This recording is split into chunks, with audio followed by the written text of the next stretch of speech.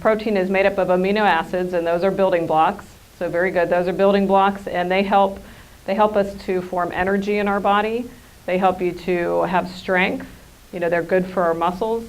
And one of the really, really important things is they help you to have clarity in your mind. So what the amino acids do is amino acids help us to form the neurotransmitters that help us think clearly in our brain. So you want to make sure that you're getting good protein in your diet. So what are some of the forms of protein? What kind of foods have protein in them? Meat. Beans, yep, beans and meat. Beans. Now, bananas might have a little bit, but probably not a high source, but that's a good thought, yep. And what else? A lot of the vegetables, fresh vegetables. Yep, we get a little bit of protein in some of our vegetables. And quinoa, does anybody here eat quinoa? Are you familiar with quinoa? Yeah, it's a grain, very high in protein, especially for vegetarians. A good protein supplement, and very easy to eat. You can eat it cold, like cold cereal, or hot. So that's a good thing to do. What about peanut butter? Yeah, I love peanut butter.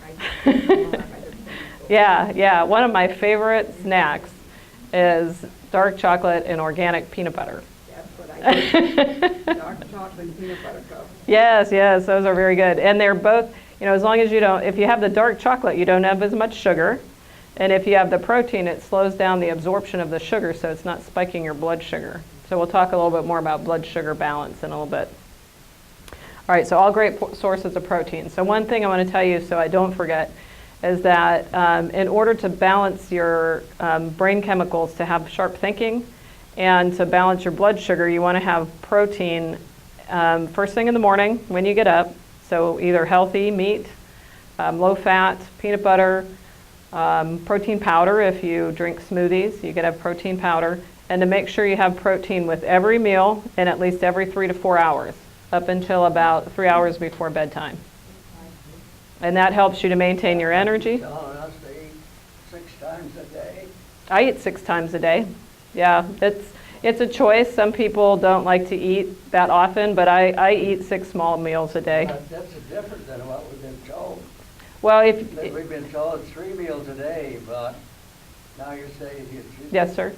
You should do what that's so-called in between meals. Exactly. So you can vary that based on how your body likes it, how you work the best. But if you choose to have 3 bigger meals, make sure you're having some snacks in between that have protein. You can even have like a cracker with peanut butter on it, or a handful of peanuts if you can eat peanuts, or something else, just even a piece of turkey or nuts. Nuts are great. Nuts are great protein, and they're also, some of them are superfoods, and we'll talk more about superfoods in a little bit. So thanks for bringing that up, because we've been taught all our lives to eat 3 big meals. But the problem with that is it can spike our blood sugar, and we can have energy drops. So it's not like it's harmful for you, like it would hurt you to do that right away, but you might not feel your best, and you might not be your most energetic.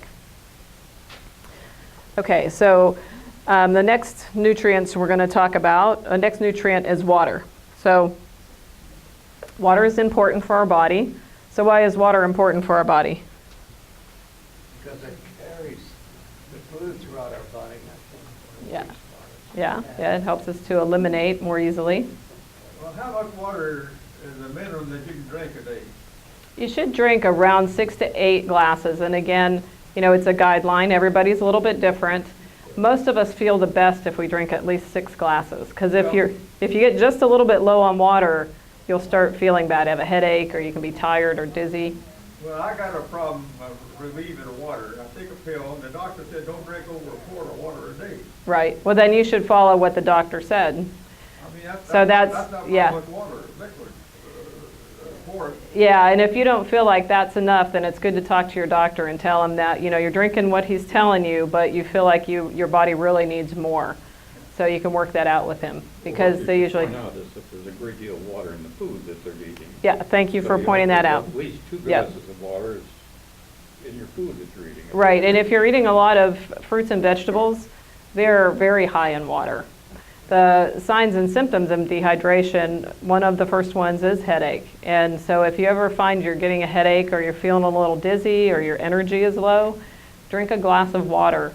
and see how you feel. See if that makes you feel better. Because a lot of times you could just be dehydrated, and we're getting into the hottest time of the year, so there's more chance of being dehydrated.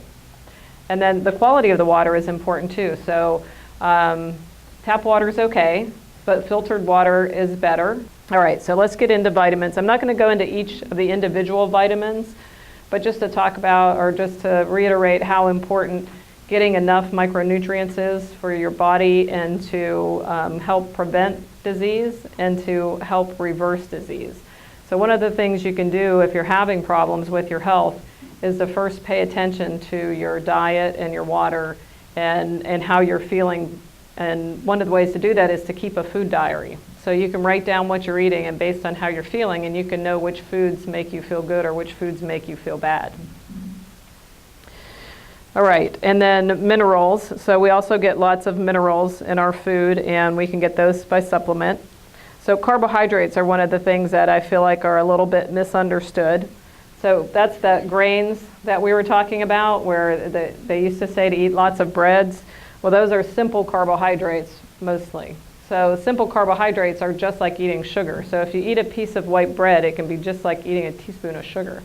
So you want to make sure that when you're eating breads, that you're eating a smaller quantity of processed type of breads, and that your breads are whole grain. It helps a lot because it slows down the absorption of the sugar, and it gives you fiber in your intestines. So that helps to keep your bowels more regular too, to have more fiber. So that was another thing about water too, going back to water for a second, is if you're having problems with constipation, one of the best things you can do is to increase your water intake. Very, very important. All right, so fats. So there are a lot of myths about fats. So one of the myths about fats have to do with cholesterol. So for years we've been told that the thing that makes our cholesterol high are fats. Has anybody been told that? I know I've been told that. Yeah. So, but the reality is that's a myth, because what really causes high cholesterol are the carbohydrates, the simple carbohydrates. So if you have a problem with high cholesterol and you lower your simple carbohydrates, that's going to help lower your cholesterol more than anything that you do. Eating cholesterol does not cause the cholesterol to go higher in your body like we would think it would. It's a different process in our body. So what are some of the good fats? Olive oil? Yes, olive oil. What are some other good fats? Coconut oil, very good, yep. Sunflower oil. So what are some of the fats we want to stay away from? Butter. Yeah, butter can be. You can have healthier or unhealthy forms of butter. So margarine is definitely unhealthy because it's processed and hydrogenated. So that's definitely bad for you. And then real butter, if you eat small quantities, is not totally bad for you. There are better choices, but it's not as bad as eating margarine or the hydrogenated like Crisco, those kind of things. If you're gonna bake a pie like we were talking about, you would want to use lard over Crisco, would be a healthier choice because it's a natural product. And even a healthier choice is to have organic because you know there's no chemicals in it. So there's different levels of healthiness